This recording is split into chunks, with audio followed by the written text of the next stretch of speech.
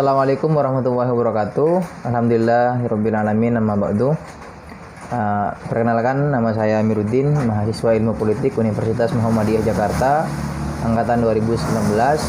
Membuat video ini untuk memenuhi tugas mata kuliah Legal Drafting dengan dosen pengampu Dr. Muhammad Nasih. Bertujuan untuk memenuhi tugas sebelum UAS dengan judul Harmonisasi Peraturan Perundang-undangan. Pembentukan peraturan perundang-undangan sudah sangat sering kita dengar. Di dalam peraturan perundang-undangan biasanya dilalui dengan sebuah persiapan, perencanaan, teknik penyusunan, perumusan, pembahasan hingga nantinya disahkan dan penyebarluasan. Tapi jarang kita dengar di dalam tubuh peraturan perundang-undangan itu ada sebuah proses dan pentingnya harmonisasi peraturan perundang-undangan.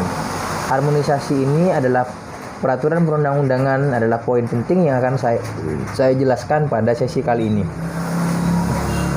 Harmonisasi adalah proses proses pembentukan rangkaian di dalam diri peraturan perundang-undangan agar tidak terjadi tumpang tindih hukum dan mengurangi substansi peraturan perundang-undangan itu sendiri.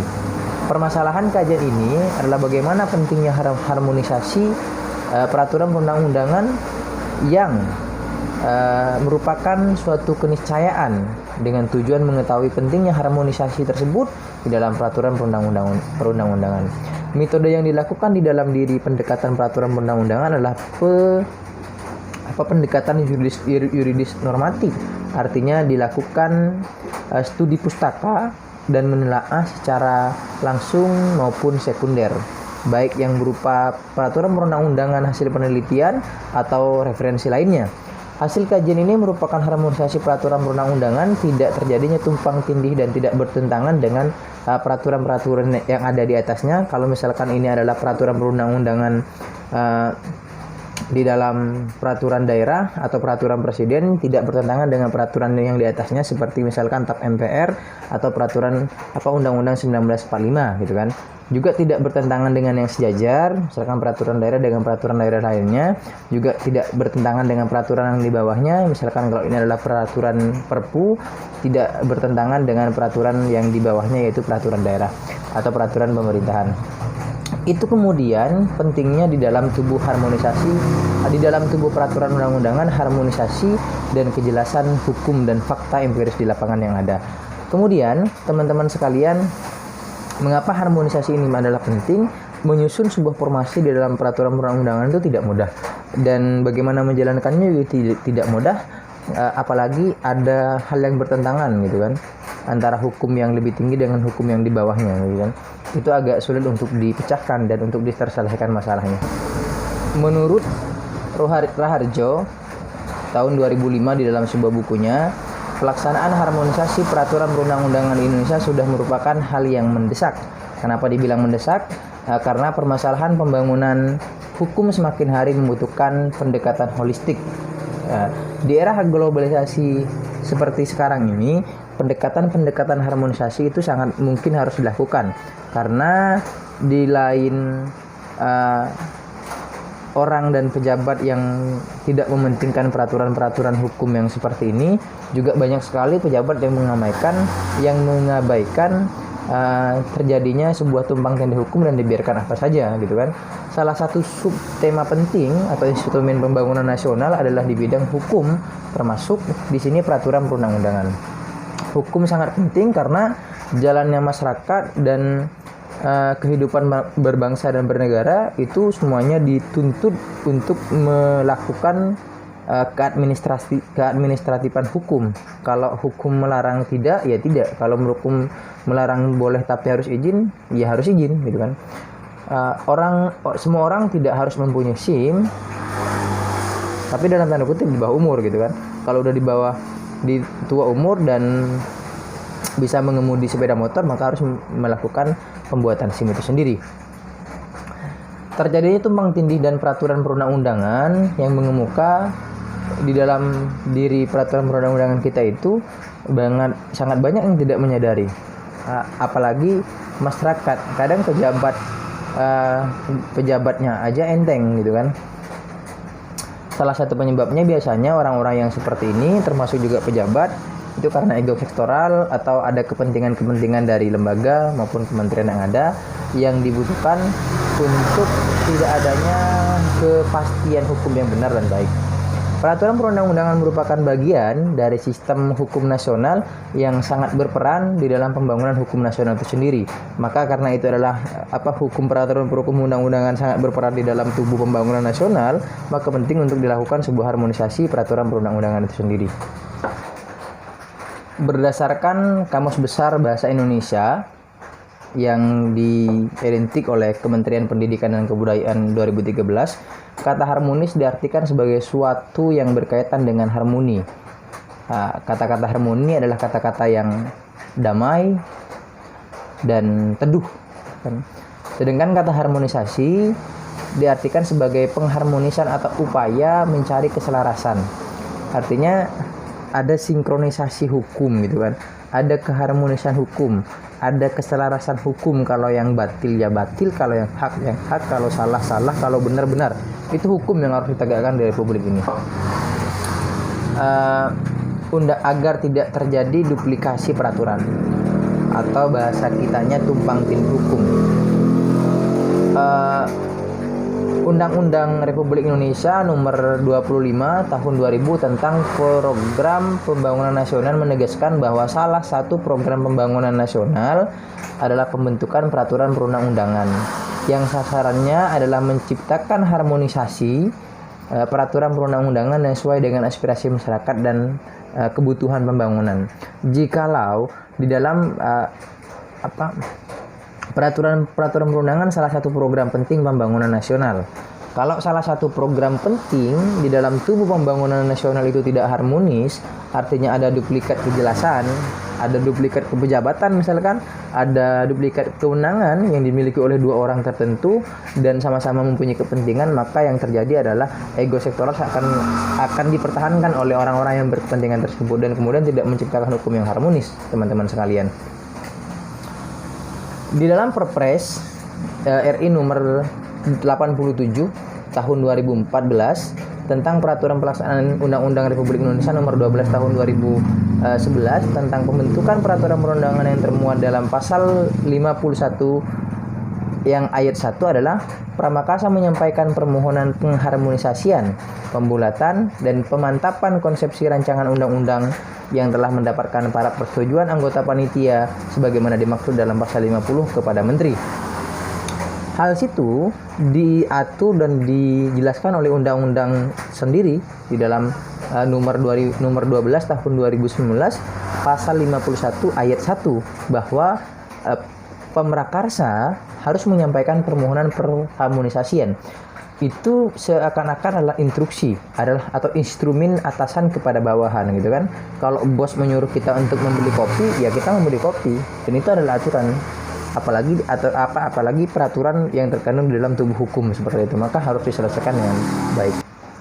Kita ketahui bersama bahwa hierarki peraturan perundang-undangan itu terdiri dari yang pertama, yang paling atas dan tidak boleh bertentangan dengan peraturan ini, yaitu peraturan Undang-Undang Dasar 1945. Yang kedua, ketetapan Majelis Permusyawaratan Rakyat atau yang bisa kita sebut TAP MPR. Atau yang ketiga, undang-undang atau peraturan pemerintah pengganti undang-undang yang saya jelaskan di video sebelumnya, bahwa memang kalau tidak disetujui atau bertentangan dengan keselarasan orang banyak, masyarakat atau rakyat, maka pemerintah Republik Indonesia yang dikomandoi oleh Presiden Republik Indonesia berhak untuk mengeluarkan peraturan pemerintah pengganti undang-undang atau yang biasa kita sebut Perpu. Nah, maka hal tersebut secara otomatis akan membatalkan peraturan undang-undang yang telah disahkan oleh Dewan Perwakilan Rakyat sendiri. Yang keempat, hierarki peraturan perundang-undangan adalah peraturan pemerintah atau yang bisa kita kenal PP. Yang kelima, peraturan presiden kan, atau yang bisa kita kenal Perpres. Terus yang keenam, peraturan daerah provinsi, dan yang terakhir, yang ketujuh adalah peraturan daerah kabupaten kota. Kekuatan hukum peraturan perundang-undangan sesuai dengan hierarki sebagaimana dimaksud. Kalau kemudian pengertian peraturan perundang-undangan menurut pakar adalah berikut. 1. Setiap keputusan tertulis yang dikeluarkan pejabat atau lingkungan pejabat yang berwenang yang berisi aturan tingkah laku yang bersifat atau mengikat secara umum. Unsur-unsur peraturan perundang-undangan adalah suatu peraturan yang bersifat umum, abstrak, tertulis, mengikat, dan lain sebagainya. Maka dibutuhkan harmonisasi hukum yang tidak adanya tumpang tindih hukum antara hukum yang lebih atas dan sesuai dengan hierarki peraturan perundang-undangan yang telah disepakati oleh para pakar dan lembaga-lembaga negara yang kita anut di Republik Indonesia itu sendiri. Setidaknya poin yang akan kita dapat dari harmonisasi peraturan perundang-undangan ini adalah ada 3. Yang pertama, tumbang tindih dan inkonsistensi peraturan perundang-undangan. Jadi tidak ada tumpang tindihnya,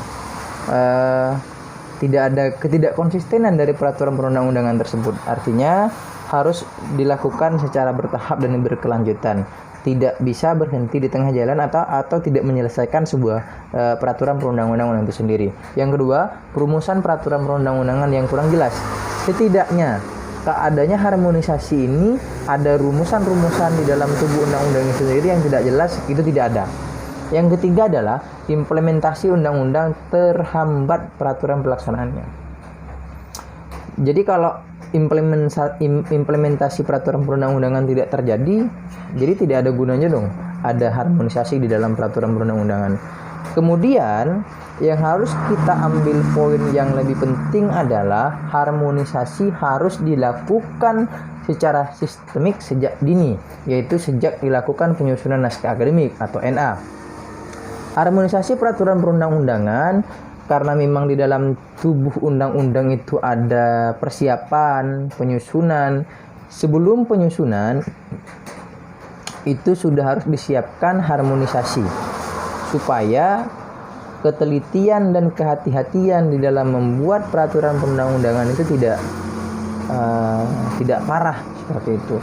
Sejak mulai menyusun naskah akademik, kemudian sampai nantinya dilakukan rapat pleno 1, 2, 3, dan 4 di dalam program legislasi Dewan Perwakilan Rakyat, maka itu semuanya harus didekatkan dengan kata harmonisasi supaya adanya kesesuaian itu terjadi.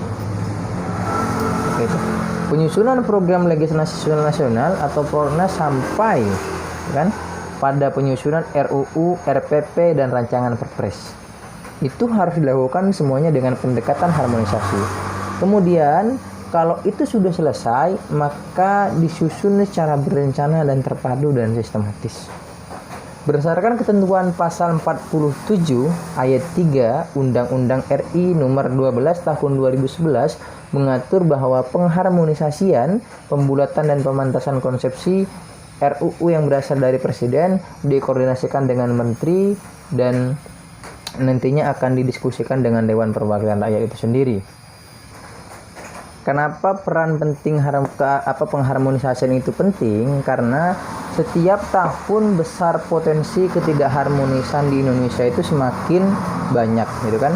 Karena begitu banyaknya peraturan-peraturan di negara kita, sebagaimana kita ketahui bersama, jumlah prolegnas atau peraturan program legislasi nasional setiap tahunnya semakin banyak dan mengkang, artinya terhambat dari peraturan-peraturan yang sebelumnya untuk diselesaikan oleh Balek, gitu kan, sebagai rancangan undang-undang. Kalau dipandang dari sisi masyarakat banyak yang membutuhkan hukum-hukum tertentu yang sesuai dengan keadaan zamannya, gitu kan, atau perkembangan zamannya. Maksud dari pengharmonisan tak lain adalah sebagai upaya menyelaraskan, menyesuaikan, dan memantapkan, membulatkan konsepsi suatu rancangan peraturan perundang-undangan itu sendiri untuk tidak adanya hal-hal yang tidak diinginkan, gitu kan. Artinya tidak boleh dong ada hukum yang bertengkar, gitu kan. Biar orang-orang yang sakit hati dan mempunyai ego sektoral tinggi aja yang bertengkar, kalau hukum jangan, gitu kan. Hukum yang lebih atas bertengkar sama yang di bawahnya, siapa yang menang, gitu kan. Harus ada pencerahan-pencerahan atau harmonisasi dari orang-orang yang memang punya kebijakan di dalam tubuh negeri ini, seperti itu. Undang-Undang RI tahun 2011 tentang pembentukan itu sudah menjelaskan dengan sangat jelas bahwa mengharuskan menyampaikan pengharmonisasian, pembulatan dan pemantasan konsepsi itu sebagai sebuah hal penting di dalam tubuh peraturan perundang-undangan sendiri.